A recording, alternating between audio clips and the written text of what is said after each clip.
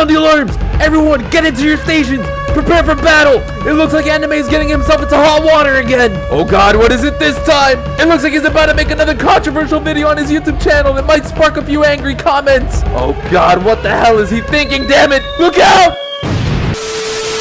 Okay, let's all calm down here and act like civilized human beings. I'm sure you guys are familiar with one of the most popular anime of all time and one of the most anticipated anime for this year, Demon Slayer. It literally needs no introduction. If this anime was a person, he'd barge into your home unannounced and would eat all of your Pringles while he sits at your TV and watches Netflix all day. Who the hell do you think you are? Get the fuck out of my house! This is a series that has taken the storm of the anime fandom ever since it was released back in 2019, and with the first season coming to a close only a few months prior to a global pandemic that kept everyone inside their houses with nothing to do, it was inevitable that this series would blow up to proportions of the likes we've never seen before. And then they had the absolute audacity to produce a masterclass of a movie during that year. Like, oh my god! Give them credit, guys. Ufotable managed to somehow play their cards extremely well. So what is the takeaway here? Is Demon Slayer worthy of being known as one of the all-time greats? Well, strap yourselves in because I have a few things to say before I answer that question. But before we move on, if you haven't watched Demon Slayer, I fully encourage you to go watch it before you watch this video for obvious reasons. This video is being made before the third season, so make sure you catch up because I intend to make a video on that when it eventually comes out as well. Alright, what do we have in front of us here? Well, contrary to what I've done with other topics in other videos, I think the best way to tackle this video is to start off with what many of us know is the strongest point for this anime. Alright boss, I gotta say, I'm excited to work on this new anime that you've given us the job to animate. Indeed, I expect great things from you guys. So, might I ask, what budget are we working with here?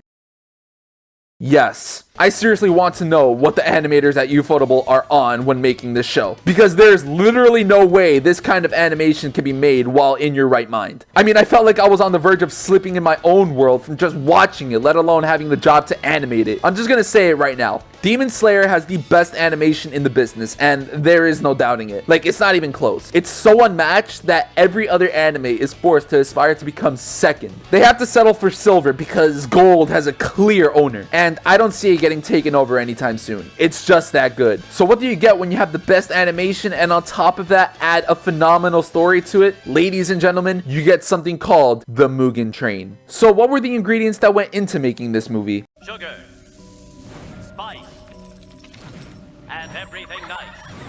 These were the ingredients chosen to create the perfect movie. But Professor Utonium accidentally added an extra ingredient to the concoction.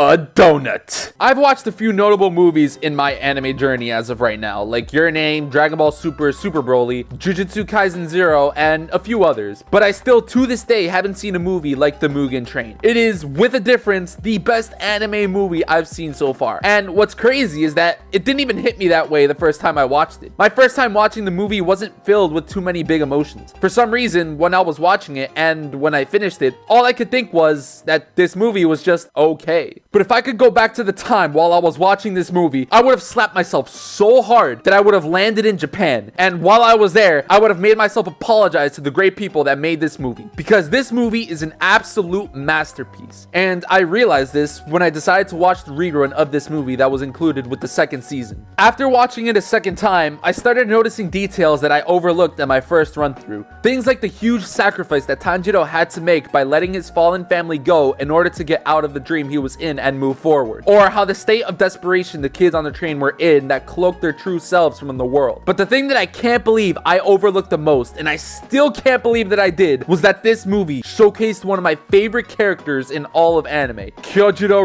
Rengoku.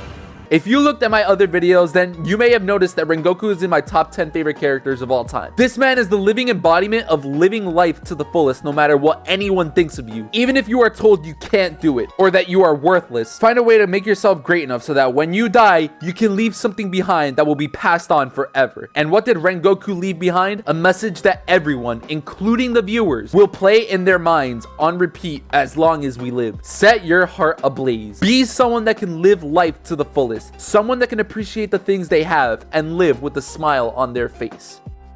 What a powerful message that came from a loser. I'm not even joking. Rengoku is a loser, man. But he loses so well that it looks and feels like he wins. I guess we could say that he is the greatest loser of all time. And we all love him just the way he is. So after everything that I said about Rengoku and the Mugen Train, what faults could I find in the other parts of the show? Well, that's actually something that I want to get into right now, because Demon Slayer has many terrific things about it that make it stand as a great anime. Some examples being the spider arc, Uzui's character, and the previously mentioned Mugen Train, as well as the Unreal animation. But keeping this in mind, what else does Demon Slayer do to really make it stand out? Honestly, taking away these things that I mentioned, it doesn't really do much more. While I feel very hyped about the show as it is airing, like seriously, how can you not be hyped when watching this show? The aftermath of each arc never seems to linger for too long. For example, when I finished the Entertainment District arc, at that moment, I felt like I was watching the greatest thing my little pupils have ever made contact with. But a few days went by and that hype, that feeling that I had for the show while it was airing had swiftly disappeared, and I started to see the errors and dark spots of the season. Don't get me wrong, it's a great season, but I still, to this day, cannot get over the fact that Inosuke was able to move his organs completely out of nowhere just so that they could have him assist Tanjiro in the last push. And for anyone that mentions the fact that he was able to worm his way through a cave, I get what you're saying, but there is a massive difference between being very flexible and double jointed and being able to literally move your heart across your body. It's an ass pull no matter where or how you look at it. And my criticism doesn't end there. As the arcs go by, for some reason, I'm starting to get this feeling that these arcs may be getting a bit repetitive. This is something that I'm getting worried about for the future of Demon Slayer. I think it's fine to explore the Hashiras and what they're all about and how strong they really are. As a matter of fact, understanding these people is crucial for the story. But the way they're doing it is starting to feel like part 3 of JoJo's. Sure, I want to meet and understand all of these people, but I don't want it to just be a rinse and repeat of, oh, meet Hashira, hang out with Hashira, then fight strong demon. Like, it's just getting stale at this point. It worked the first time very well with Rengoku, but then they did it again with Uzui, and it was just like, okay, it's cool, but